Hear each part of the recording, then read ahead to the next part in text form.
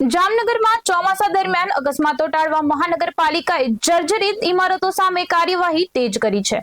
Municipal કમિશનરની સૂચનાથી ward number 10 માં Gita lodge building તોડી પાડવાની કામગીરી હાથ ધરાઈ હતી।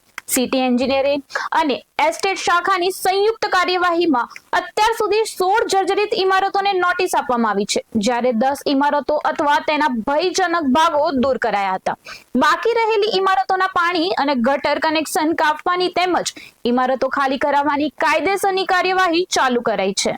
શહેરના વોર્ડ નંબર 10 માં જે ગીતા લોજ નામની બિલ્ડિંગ છે જર્જરિત હાલતમાં હતી, એને આજે રિનોવેશન કરી અને સેફ સ્ટેજ ચલાવવાની કામગીરી ચાલુ કરવામાં આવે છે।